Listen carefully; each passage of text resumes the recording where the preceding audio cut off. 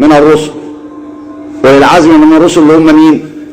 اللي هم نوح، إبراهيم، موسى، عيسى، خاتمهم محمد صلى الله عليه وسلم. هؤلاء رؤساء الأنبياء والمرسلين. في علم العقيدة تعرف أن الإيمان نؤمن بالأنبياء وبالرسل وبالكتب، وأن في رؤساء للأنبياء والرسل أعلى درجات فيهم أولي العزم من الرسل. أولهم نوح عليه السلام، ومش بس أولهم بس، ده أطولهم مدة في الدعوة إلى الله، 950 سنة قاعد للناس يدعوه. شاف الغلب، ده شاف غلب، يعني غلب ملوش حال، لأنه شاف طبائع البشر وتصرفات البشر وجفاء البشر وغلاسة البشر وطغيان البشر، فمر بظروف أصعب.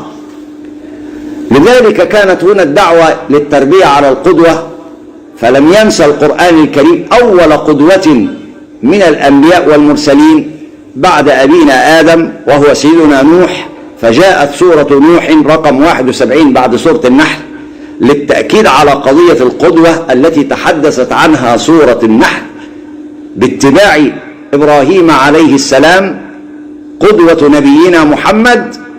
فلم ينسى القرآن أن يذكره بالقدوة الأولى نوح عليه السلام، لأن الله قال في قرآنه: لا نفرق بين أحد من رسله، إن أرسلنا نوحا إلى قومه أن أنذر قومك من قبل أن يأتيهم عذاب أليم.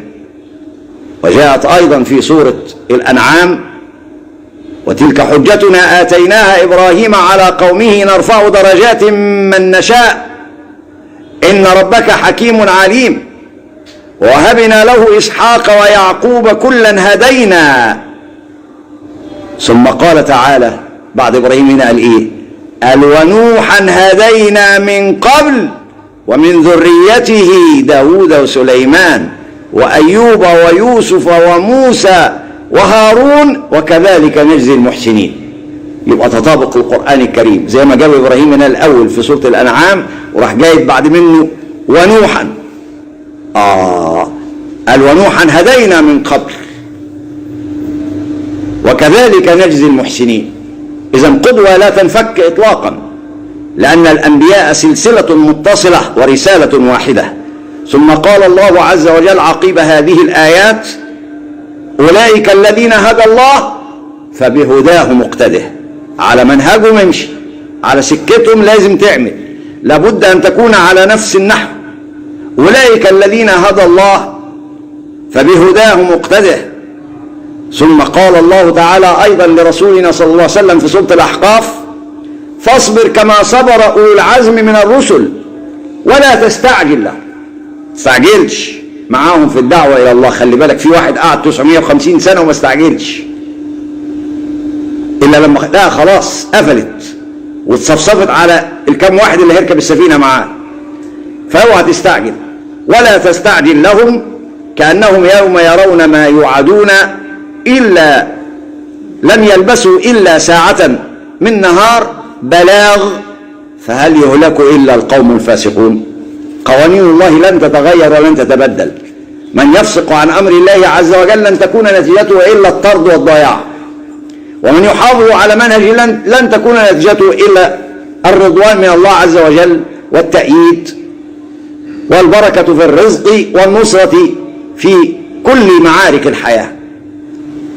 تأتي هذه السورة الكريمة لتركز على سيدنا نوح عليه السلام، أولا لأنه أول الرسل كما سمعنا، فهو أول من واجه الكفر في بدايته. الكفر اللي بدأ بعد أولاد سيدنا آدم بدأ يظهر الكفر، أول واحد شاف اللطشة في مواجهة الكافرين والطغاة نوح عليه السلام، وهو أول الرسل من أولي العزم من الرسل، أصحاب العزائم والابتلاءات والاجتهاد والمجهود في نصرة دين الله عز وجل.